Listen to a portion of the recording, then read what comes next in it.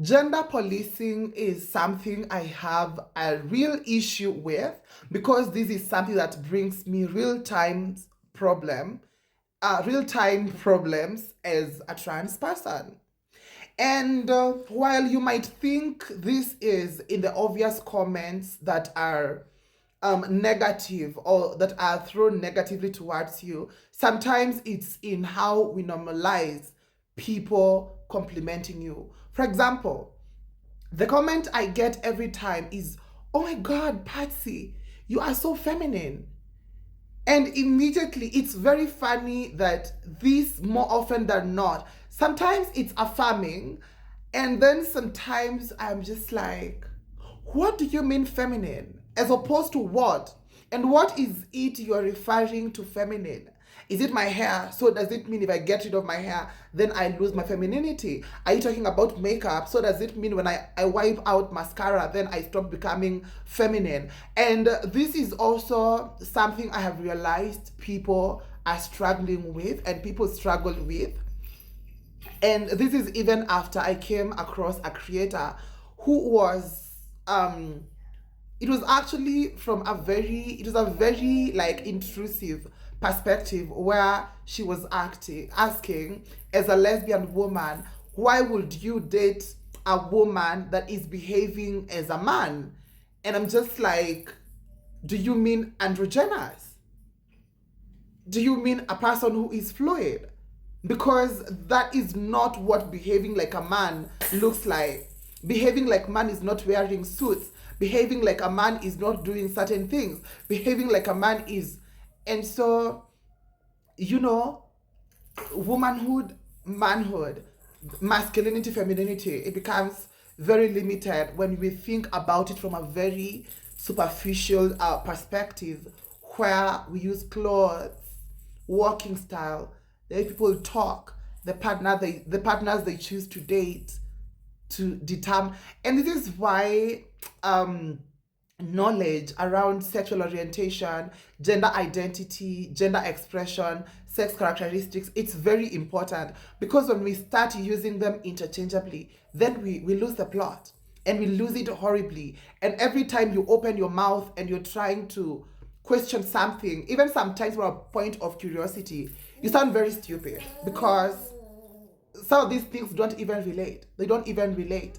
People's dressing and their gender, these things are like East is far from West, and I don't know who needs to say this, and that's how I see it.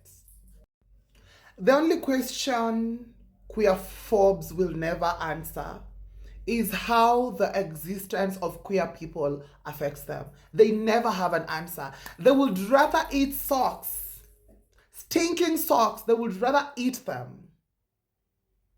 They would rather massage stinking feet with their tongue than tell you exactly how a queer person's existence affects them. And this is the challenge I'm going to give to people, to them that have a lot to say. Every time I make videos, whether on this platform or on my main platform, I would want to know, how does my existence affect you? How does my identity as a trans person affect you? I don't live in your mouth, and if I do, you can shut it. I did not sign up to be a child's role model. But for whatever reason, you guys will be out here saying, what example are you setting to the young generation? What example? I have my baby. And this is the only person I'm answerable to. To every other young people who are looking up to me, then their parents are failing. And instead of you getting angry at those people, you're angry at me. It's very interesting how some of you are very mad at queer people. But when pedophilia happens, when rape happens, when murders happen, femicide, homicides, y'all are silent. And I'm just like, am I the one who is delusional? Or are these people actually people that are romanticizing toxicity? because I will never get it. So queer phobes, for once, I want to engage you. Kindly tell me, how does the existence of a queer person affect you? And that's how I see it. Ageism is a form of classism, if you ask me. And the reason why I will say this is because there is a pre-perceived notion among older feminists mostly and older organizers, and this is talking from a humanitarian space perspective. Most people believe when you are of a certain age, then there are certain things you should not be having access to, and that you have to suffer for a certain number of years for you to get access to certain things and privileges, like they will say it. And I believe the reason why my encounter with some of the organizers was very acrimonious is because I literally came in. I haven't been in the scene for so long, by the way, but I came in and I started calling out these dynamics because I'm just like, how can we continue doing the same thing the same way and expect different results? And I can comfortably say that the rooms that you people see me in and the rooms that I have been in since are rooms that affirm me, and there are rooms that have welcomed me, and these are not rooms where I have to bend over backwards for me to be accepted. These are not rooms I have to be performative just for me to be perceived as a person that is following the ground rules. Because yeah, sometimes rules are there to be broken, and some of the rules that I believe should be broken are rules around classism.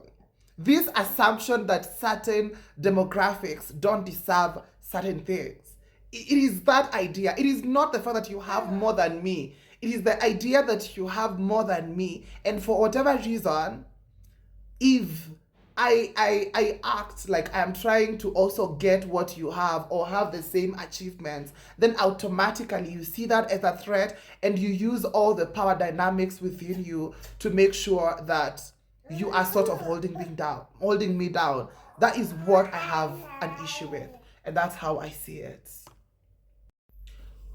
When the topic about elitism and classism among marginalized groups, and more specifically among queer people, more often than not, you will be told that these people worked for whatever they have, and so calling them classist, it's not right, and that people don't actually know what classism is. We actually do know what classism is. And to me, being classist simply means your actions, your words, literally insinuate that someone else is a secondary human being and you are a superior human being.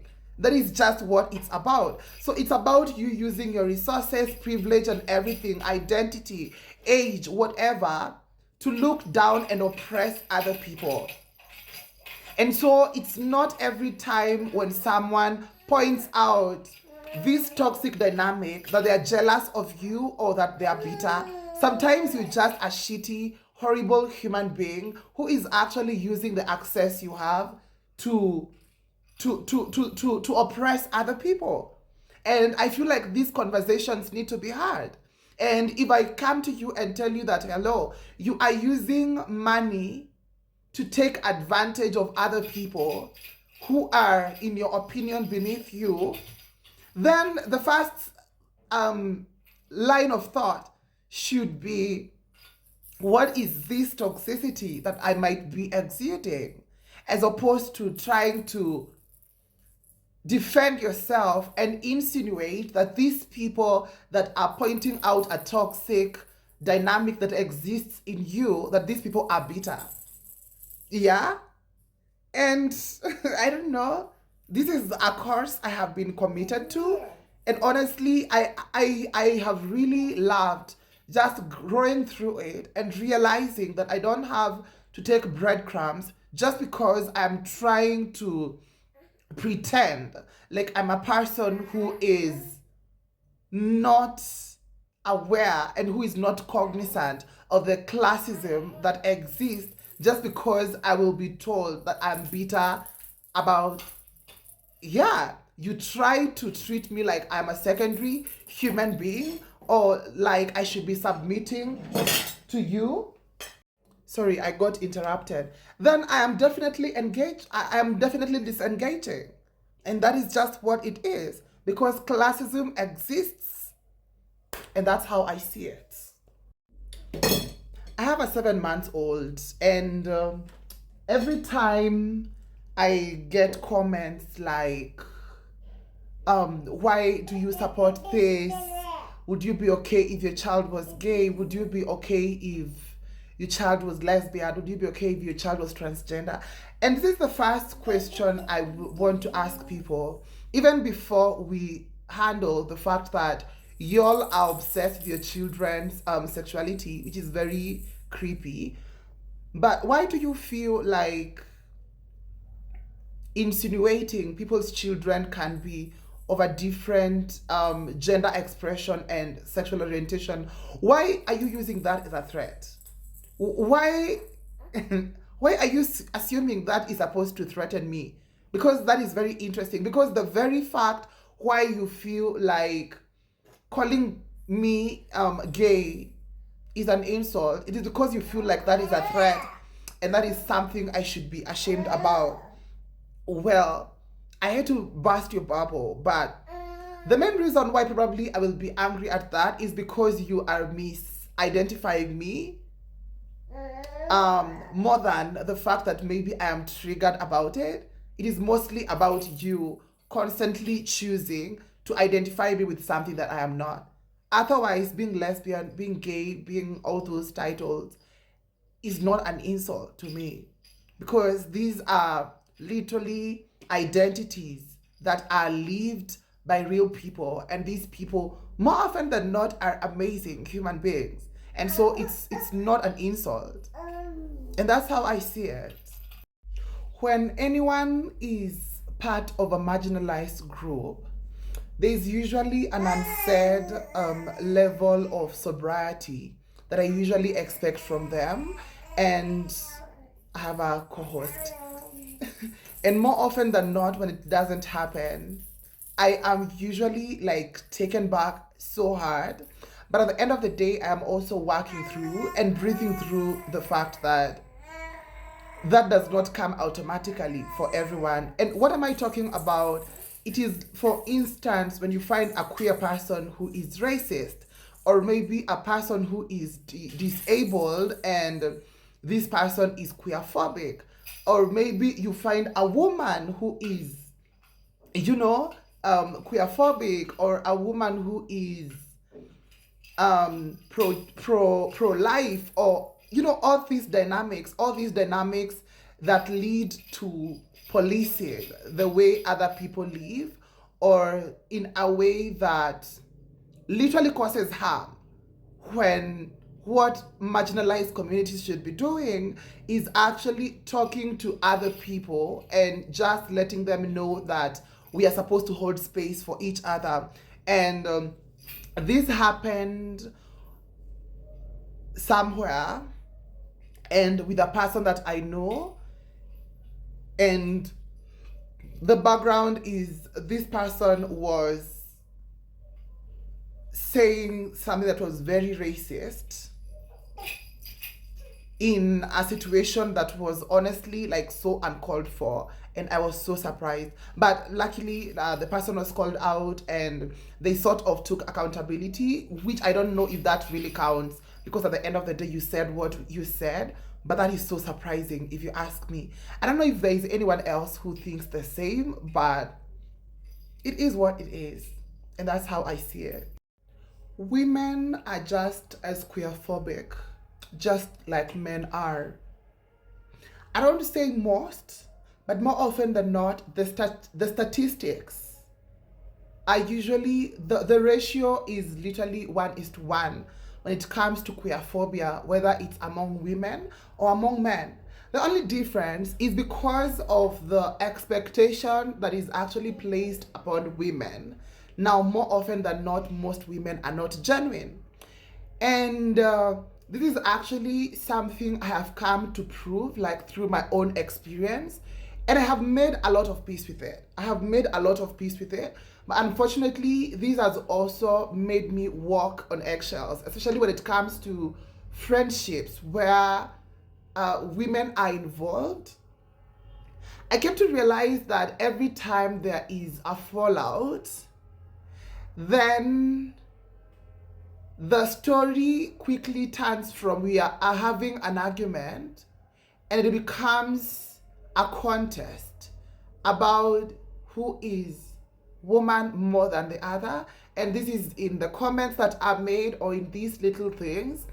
And I've just come to realize that if the expectation was actually taken out, then the figures, they would definitely change. They would definitely change. But of course, because of the expectation that there is, just like I have said, that is why it looks like most women are usually more accepting of queer people. That is not true. That is not true. And that is the hill I have chosen to die on. That is not true. Have women been kind to me before? Absolutely, yes. Even probably more than queer people have. But at the end of the day, this does not take away from the statistics when it comes to the amount of queerphobia that could actually be existing among the cis women. And this is also something I have seen online, on the online space. Jenny Hairdresser was doing reviews for Nadia's show, and I have seen quite a number of very interesting comments. Somebody saying, oh my god, the first comment, actually the one who initiated this conversation, was a person who says the enemy of a woman is another woman, now referring to Johnny Hairdresser. And the comments now below that is what I was just like, wow. So I am not delusional. Mimi si mwenda wazimu. And even for my supporters, I know the day mtu atakuwa akiniokota online, I am sure I am going to find some of you literally saying the worst about me in those comment sections, things that you're too scared to say to me, just because you're scared of being perceived a certain way, just because you're scared of being cancelled, just because of... And honestly, it is the high time. I'm just saying, if you are transphobic, it is okay to be away from me. It is very, very much okay. It is very much okay. And just to put it out there, from my previous post where I was talking about Mosiria, any negative comment, it does not exist anymore. And it is not because I deleted them. It is because I blocked the authors of those comments. Because guess what? The day it will be my turn, these are the same people who are actually going to write those comments under my posts. And I'm not taking chances. I'm not taking chances. I have realized technology facilitated gender-based violence is literally something that before it happens, you will see the signs and everything. And mostly it's from the one comment, the two comments, the one comment, and then plus their supporters, and then you ignore that, and the roaches are going to give birth. They are going to hatch those eggs, and more roaches are going to be formed. So yes, the amount of queerphobia among cis-het men is just the same levels. When it comes to women, it's not different. The only difference is that most women are actually not genuine. And that is just what I think. And that's how Patsy sees it.